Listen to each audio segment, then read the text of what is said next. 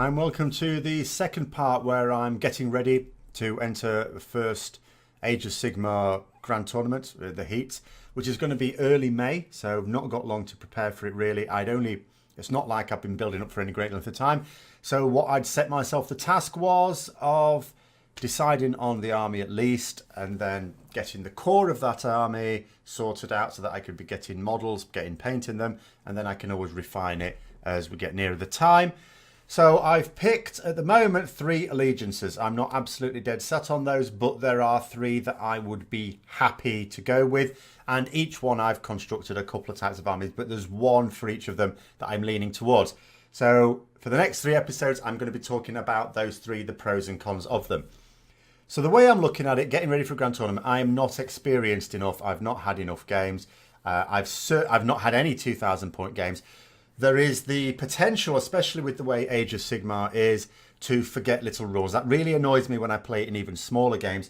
This is why I sort of create rosters for myself so that I can read through phase by phase what I need to remember. But sometimes you just get caught up in the heat of it and you sort of think, oh yeah, I know what I'm doing. And you don't, because you've not read your things. So you've discarded it to one side, you're not even using it. So I really need to be disciplined there. But of course, in a tournament, the stress of a tournament, I don't just mean because of pressure or because I want to win, because I'm not likely to win.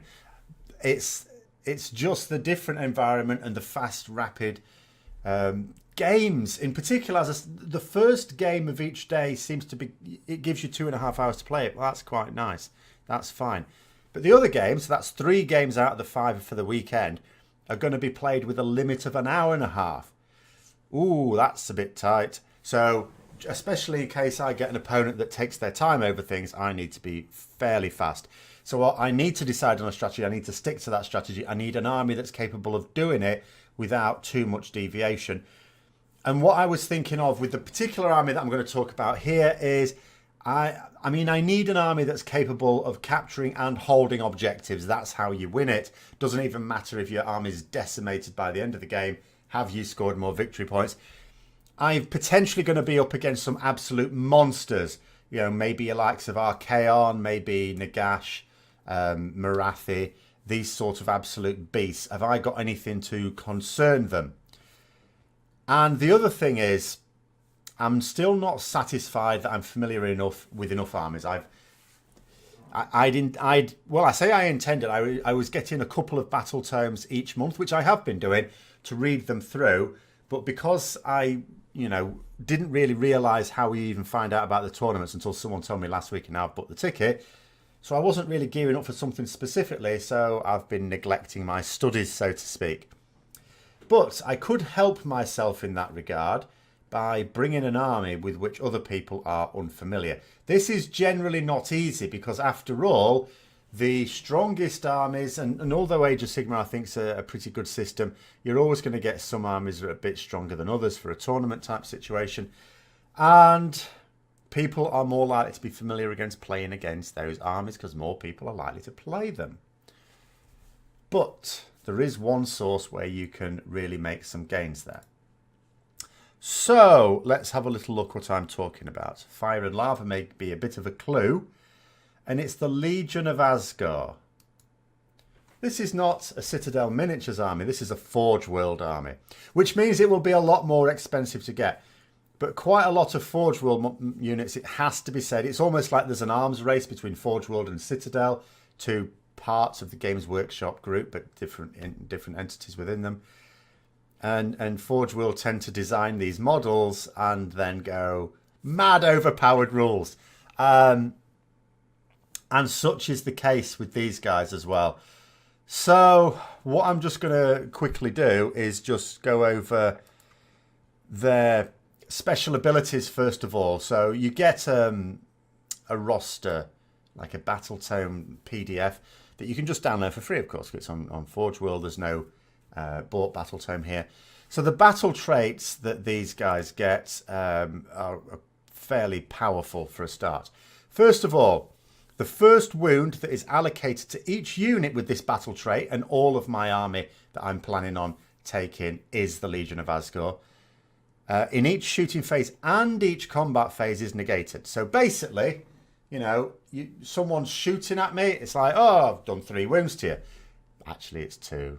I'm going to ignore one of them. And the same in the combat phase. So it's like having an extra wound on one of your models in each of those phases. And in each of those phases, not just your turn, but your opponent's turn as well. That's fairly powerful. And if I was looking at it and thinking, oh, well, you pay a hell of a price for these models, then that, might work against it. But I don't think you really do. The other thing in terms of spells, now obviously with something like this, one of the things I always say is what I like most about the modern battle tomes is they get their own spell lore. It's very restricting for wizards, and I like my wizards, if they don't get to choose their extra spell, because it's really limiting then in terms, because some spells you just can't cast in certain situations. The range might not be there, or it just may not be worth doing. So, the bigger the range of spells your wizards have to choose from, the more likely they are to be useful. This doesn't get its own spell lore, so that's a bit of a problem. However, it does get its own special spell, which is the Fireball spell. It's the same Fireball spell you would play if you were playing in the Realm of Fire, actually, but these get it all the time. It's like they bring the Realm of Fire with them. So they get Fireball, which is a casting value of 5. If successfully cast, pick one enemy unit within 18 inches and visible. If it consists of, let's say, if it consists of one model, it suffers 1 mortal wound. If it's between 2 and 9 models, it's D3 mortal wounds. And if it's 10 or more models, it suffers D6 mortal wounds. My army, by the way, when we've gone through this, if you've got units of, say, 10 to 20 models, you're not going to like my army. If it's a proper horde army, you might be able to sustain some of these losses. But if it's, say, between 10 and 20, where you've got just enough to give it some bulk, but it's susceptible to things like D6 mortal wounds flying around, really not going to like this. They have another rule as well, which is going to completely... I've noticed in lists, actually, you don't really see many Nighthaunt lists. And I was sort of... Because I was mulling over, do I play Nighthaunt? That's not going to be one of my 3 that I'm thinking of at the moment. It's a nice army, and I enjoy it. But there's just a few things about it that's not quite strong enough, I think, for tournament play. But they would be royally screwed if they came up against me, because in the movement phase, if an enemy unit can fly and moves more than 6 inches, roll a die. On a 4+, the enemy unit suffers a mortal wound. On a 6+, it suffers D3 mortal wounds. So you're risking, if you ever move more than 6 inches with a flying unit, taking mortal wounds. It's not guaranteed, but it is risking it. And Nighthaunt do tend to have smaller units because, they tend to be quite expensive. And everything flies. Everything. So that could be quite annoying for them. So those are their battle traits. So looking at the army I've selected here, so you can sort of see there's a fair few units in here. So going through, first of all, now there's a couple of named characters I'll be taking along. Shartor the Executioner is the first one of those. So if we'll have a look at the War Scroll here, he's not got loads of wounds. I'm going to have to be a little bit careful, I suppose. He's like a Bull Centaur type character, big beefy one. And indeed, by having him as the general, I get to take Bull Centaur Renders, which is Bull Centaurs like Dragon Ogre type things, as battle line. So the Bull Centaurs are also one of my battle line there. He is quite beefy. He does a fair amount of damage. He's well worth his points, really. Obviously, the slight concern for me will be those 8 wounds. If he's the target of a load of attacks before I can get him stuck in combat, I could be in a bit of trouble. So that's what I want to try and avoid if I can. But at the end of the day, we'll just have to see what happens. Note, there's a particular rule here. It says at the start of your hero phase, you can pick an enemy unit within 8 inches. So I'm treating it as like a shooting attack, but I do it in the hero phase. Don't know why that is. Doesn't matter. It says roll a die. On a 1 or 2, nothing happens. On a 3 to 5, that enemy unit suffers D3 mortal wounds. And on a 6, it suffers D6 mortal wounds. Ouch. As well as the same with the Bull Centaurs, you get to add +1 for charging here, and you get your crushing hooves get to do D3 damage instead of 1 damage if you've charged as well. So it's all pretty good, as well as his normal. I mean, he's got 5 attacks straight away, hitting on 3s, wounded on 3s, -2 rend and 3 damage. That alone sounds very unpleasant. That, get him into combat, especially with another unit to back him up. I'm thinking obviously the Bull Centaurs. But also, if he has an unmodified hit roll for an attack made with his axe that's a 6, the attack inflicts a mortal wound in addition to normal damage. So he can be an absolute beast. If he gets a charge in, total beast. So that's the general. So the next named character is Drazoth, the Ashen. He's a double wizard, so he can cast 2 spells. Uh-oh, you're thinking. So straight away, you know, you've got the spell he comes with and Fireball, you're thinking. But I have got another wizard in here as well at some point. He can fly. He's on like a Lamassu type thing, but I don't think it's quite a Lamassu. But he's also, you know, got some decent thing. He's got a 16-inch ranged attack. Now, actually, his melee attacks are actually fairly decent, so I don't necessarily want to keep him out of combat as well. I want to get him stuck in. So I've sort of put them there. This isn't necessarily how I'd line them up, of course, depends on the situation. But I could easily imagine the 3 bull centaurs, Drazoth and Shartor, all going as one, smashing into a flank or a particular part of the enemy army there. And they could wreak some serious damage. But he does have those shooting attacks, and of course he could still do those in combat as well. They're not going to be amazing. There's no point in having him hang back. I mean, it's like 320 points. I'm not having that for something that's going to hang back, throw some weedy missiles that'll do some damage, but not a massive amount, and a couple of spells. He's going to get stuck in. He is going to get stuck in. He's also quite well defended as well. He's got 13 wounds, and he's got better defences than the general as well. You know, ordinarily you might almost argue make him the general, but of course Shartor brings with it the ability to take the Bull Centaur Rendors as battle line. So I'm taking that. And then the final character I'm choosing is a Demon Smith, who's just a wizard, but he also buffs war machines. But those buffs are not part of his war scroll. They're in the individual war machine ones. So we'll look at those when we get to it. A single wizard, so he gets his particular spell. It's going to be quite important that he's able to use that, because as I say, if Drazoth wants to use the Fireball, well, he can't. Yes, you've still got Mystic Shield, and that could be useful. And yes, you've still got Arcane Bolt. But fortunately, he gets one that's got a range of 36 inches. Absolutely ideal. So pick an enemy unit within 36 inches that's visible to them until your next hero phase subtracts 1 from hit rolls for attacks made by that unit, and that unit cannot run. Ideal for aiming at any unit that my Bull Centaurs and the other characters want to charge at. So this is quite decent as well. He actually is also no slouch when it comes to combat, but in at least the early stages of a fight, he's going to have more important things to do as well.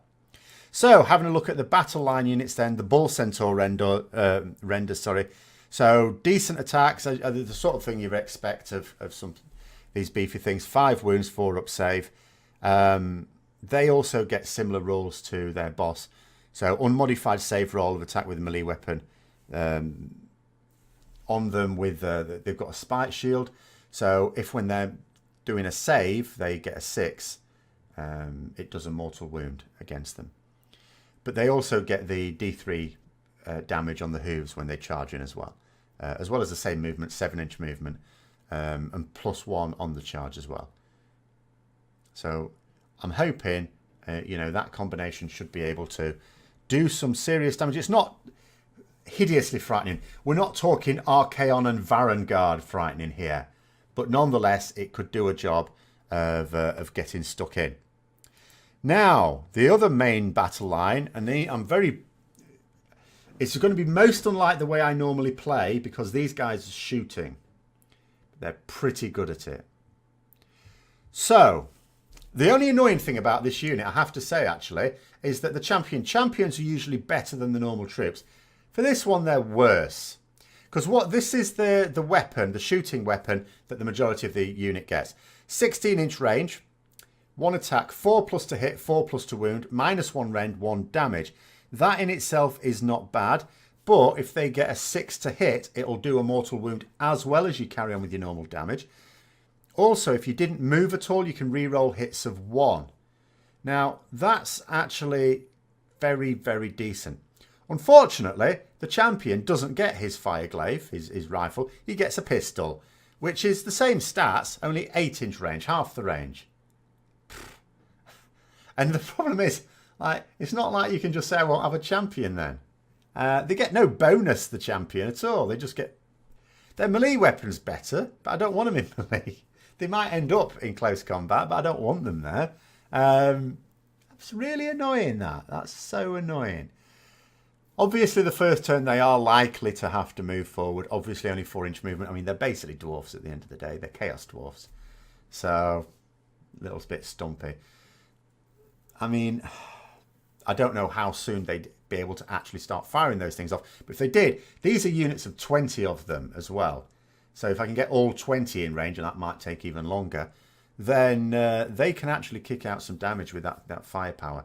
That could be very decent as well. And firing into combats that the more melee-orientated units are doing as well. Now, on to a very special unit, the Kadai Fireborn. These are devastating. I think of them as like the skin wolves in terms of the monsters of chaos. So, 8-inch movement, they can fly, 4 wounds each. I've gone for a big beefy unit of 6 of them. They're 140 for 3, 280 points for 6 of them. So you're talking 24 wounds. You're not taking these out. The other thing is they've got a 5-up save, but it can't be modified. It's a bit like the Night Hunt rule. Their save can't be modified.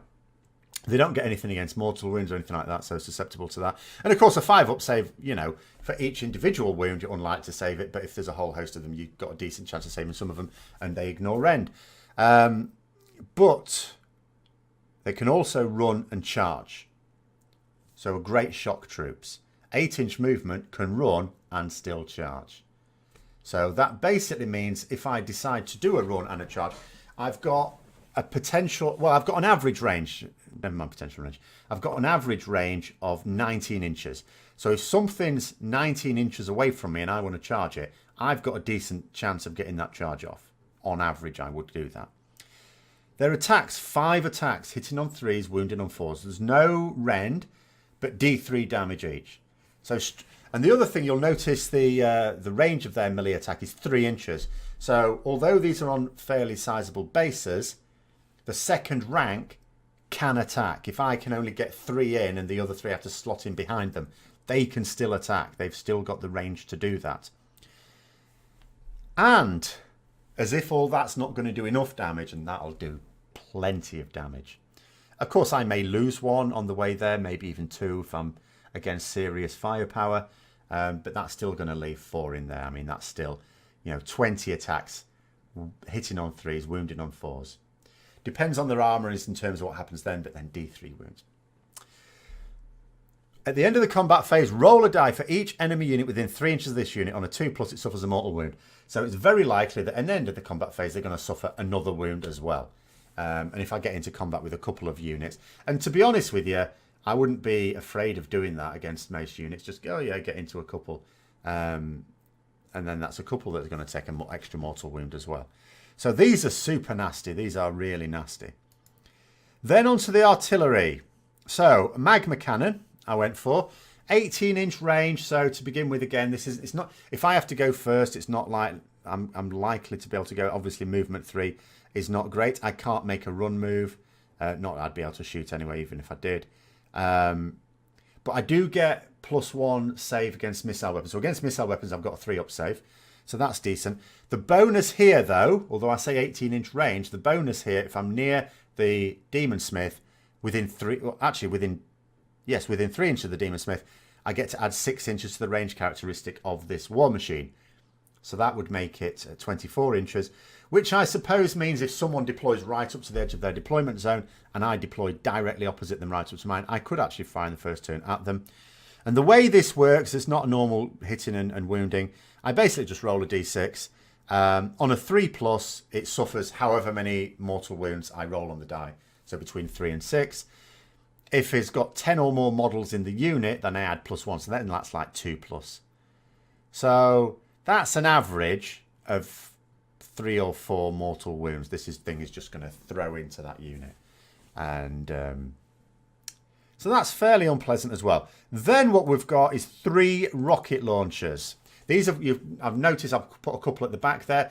They've got 36-inch range, so I'm not at all worried about that. They should have the range even back there on certainly when things start to creep forward, as they inevitably will have to get objectives. So what this one does, first of all, the missile attack, each one has 3 attacks, 4s to hit, 3s to wound, -1 rend, D3 damage. So they're 120 points each as well. Within range of the Demon Smith, their bonus is that they get +1 attack. So they'll actually have 4 attacks each, as long as I keep them within 3 inches. You can see why I've sort of crowded them on this setup, and this is similar to what I would want around the Demon Smith. As I say, even though the Demon Smith is not bad in combat, he's not intended for combat, he's intended magic, and he's got a fair old range on his spell. You can see how it's all been designed. They know that you're going to want to keep this thing back and to be nestled in, surrounded by, you know, his war machines. Now, it also says here that the model's Deathstreaker rockets can target enemy units that are not visible to the attacking model. So again, no big deal, the fact that I've got one behind another, that, you know, the blocking line of sight is not an issue. In addition, add 1 to hit rolls for attacks made with it if the target unit has 5 or more models. So with the magma cannon fired at larger units, then I get a bonus there. This one, same sort of thing, but it doesn't have to be that large a unit. That being said, the first target of the attacks of these war machines would not necessarily be units that have got 5 or even 10 or plus models. I'm thinking for these things that, like I said at the start, I could be up against some real monsters. You know, you imagine you're up against something like Nagash or Marathi, or something really powerful. Obviously, Marathi, you're not going to unload everything, even if you're in range, because of course you can only take 3 wounds per turn. But those sorts of things where you just think, I want to kill them. These things could have a bit of a fear factor for them. So that's very much what I'm hoping to do there. And it's most unlike armies I would normally use, because it's a fairly stand back and shoot. In fact, I wouldn't, depending on what's up against me, I wouldn't necessarily even rush forward with the Bull Centaurs and those 2 characters and the Kadai Fireborn. I might sort of creep them forwards a bit. The important thing with those units is not to get charged. Don't run up for and then get yourself charged just to get into combat more quickly. You want to be a bit cagey about it. At the end of the day, if you've got enough firepower, they're going to need to come to you. If you start wasting their units. If in a shooting phase, you know, you're doing 20 wounds worth of damage, which is not unrealistic with all this if it's in range, they're going to have to come to you. They can't put up with that all through the battle, because then they'll not have any objectives sat on. They'll not have enough of an army to sit on it. So there we go. That's what I'm thinking of at the moment. It would be really expensive. I have costed it up, and it's going to cost a bit over £600, which is, you know, double to 50% more expensive than 2,000 points of another army would generally cost you. But that's Forge World for you. The other problem with it, of course, is resin, and I absolutely despise using resin. Whenever I get models made of resin, I just despair. But it's got a tournament, and the key things with a tournament is you need to take a strong army, but also you need to take an army that you're happy to play. Like, there are strong lists that I can imagine for some other armies. I'm thinking, no, but I wouldn't actually like to play that. So that's one of the ones I am seriously considering. I'm only giving myself another 3 weeks to make my mind up before I have to start getting core units. The next one I'm going to be discussing is going to be the Legions of Nagash. So I hope you enjoyed this video. If you've got any comments, then throw those down below. If you've liked it, don't forget to click the like button and subscribe for further content. Until next time, I'll see you later.